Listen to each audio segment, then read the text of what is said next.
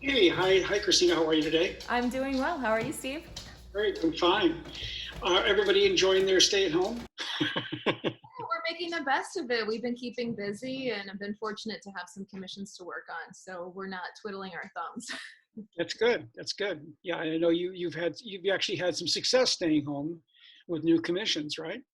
Yeah, we do feel lucky that our business is an at-home based company, so we've been able to work on artwork, and we've even been doing a few projects too, just for fun, and some commissions as well. That's wonderful. That's wonderful. Well, I just want to say this, just for the audience that we expect to see this, that we're here today with Christina Twomey, self-made artist, I would say, and I would say that it's a rocket career.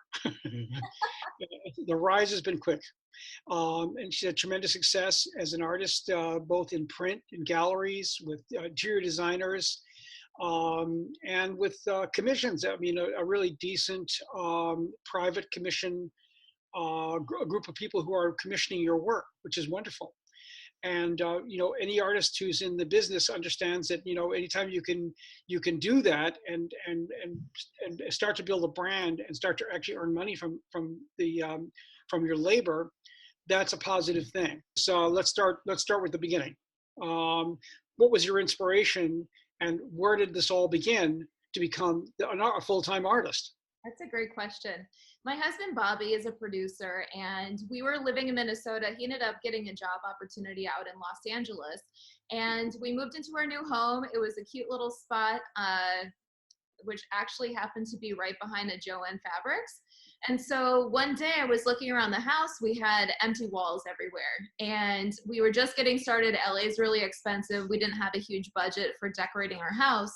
So I thought, you know what, I'm just gonna pop over to the Joanne Fabrics and buy some paintbrushes and canvases and try and give it a whirl. And I was looking at Pinterest all day, just seeing so many beautiful paintings, thinking, I'm gonna give my hand at trying something. And so I did. Bobby happened to be at work. He ended up coming home after I had whipped out 2 different pieces and actually was pretty surprised at how good they looked. And so was I. I was thrilled. So after that, I just started collecting more canvases and trying new things. And pretty soon our entire house was decorated with my art. So right now you have a blooming studio practice. I would call it a blooming studio practice. Yes. Yeah. I mean, I think you're out there in the media. You've gotten a great deal of coverage, and I'm going to mention the most current, nice, really wonderful magazine piece you got was in Artful Living. I thought that was a great article, beautifully put together, nice photos, which really gave you a really great promotional boost. Yeah, Uh, we were so fortunate about this opportunity. We have a great partnership with Martha O'Hara Interiors in Minneapolis, and Kate O'Hara, who is the CEO and creative officer of their company, introduced us to Frank Ropers, who runs the editorial team at Artful Living. And he really enjoyed looking at our capabilities and our work and suggested that his writer that's based in Los Angeles come over to our house and interview us. So yeah, we were just so impressed with Marguerite's writing, and the whole team at Artful Living was just fantastic. And again, we're just so grateful. well, it's interesting. It's hard to get a writer, or certainly a curator, but definitely a writer to come to your house and talk to you. Yeah, yeah. Usually you have to write the article yourself and turn it in. I know. I felt so special that day. We had such a fun time just sitting around. She got to meet our dog Kazan, who was very friendly, and but yeah, just such a cool experience for us. It's a really fantastic article. Anybody out there who gets Artful Living, and I know a lot of people do, I would definitely recommend you take a look at the article and read about Christina's work, and take a look at the photos and check it out. It's wonderful. Now that you've kind of done a really good job of branding yourself. Yeah, absolutely. And we also really decided that we were going to go after the high end fine art market too. And you can't service everybody. I think that's an important message for artists. You have to figure out who your target audience is for your work, and work within that realm. Of course, we're always trying to diversify our lines and come up with new pieces, in furniture and sculpture with driftwood amethyst, and a few other lines that we're going to come out with probably in the next year. But we do really want to hone in on that audience and like I said, we're not everything to everybody. You just can't be. It's true. You're right about one thing. Artists, you need to be focused on one area of the market, where the area where you think your work is going to fit, whether it's corporate or it's home interiors or it's small offices.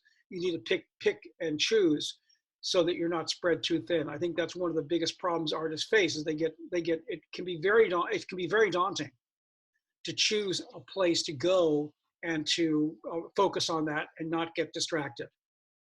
Definitely. I mean, we've really tried to expand into the Hollywood production world as well.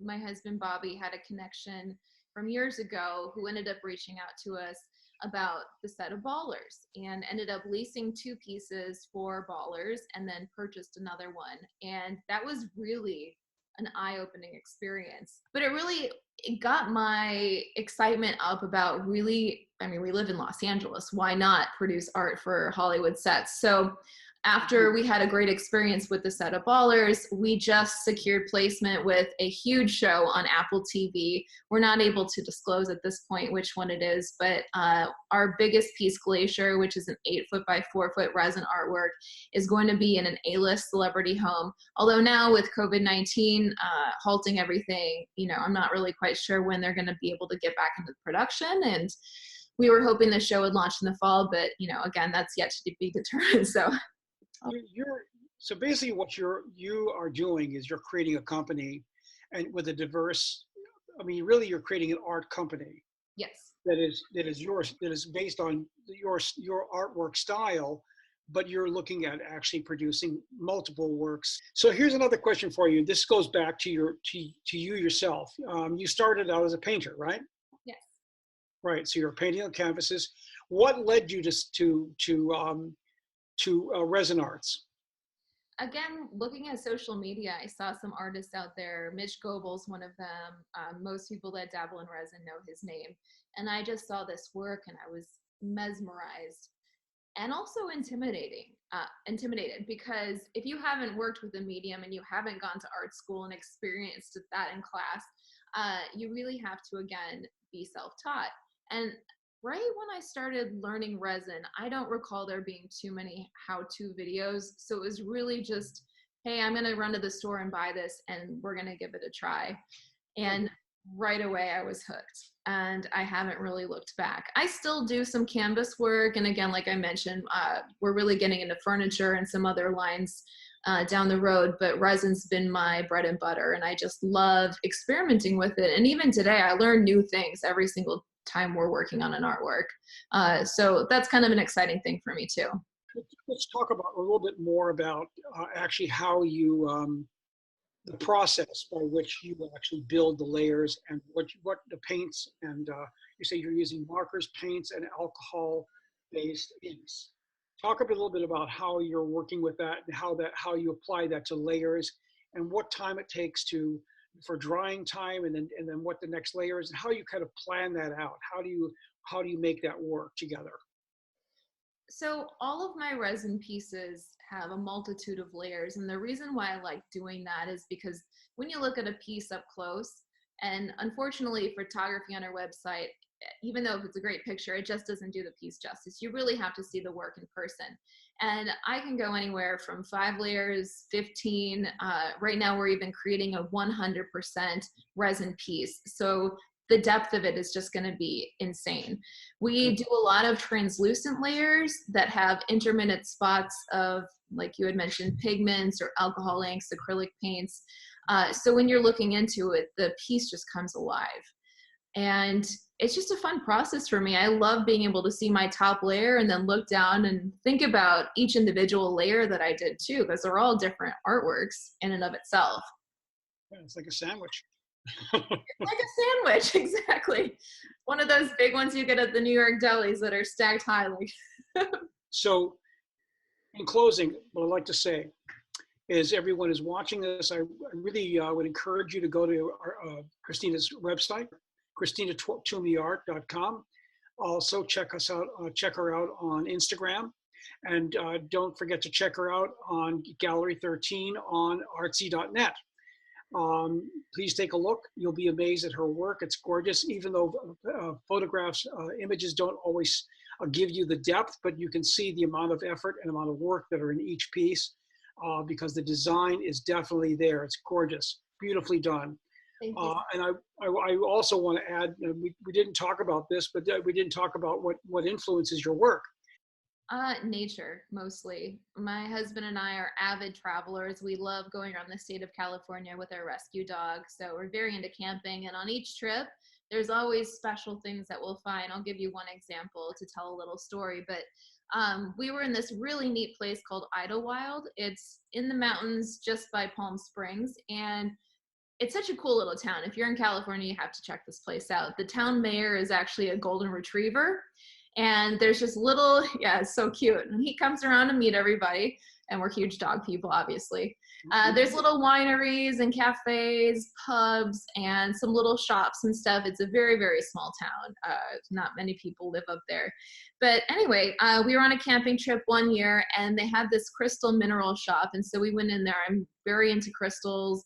And I saw this stone, the labradorite, and I was just blown away by how these green and blue hues were intertwined with this kind of like brownish veins.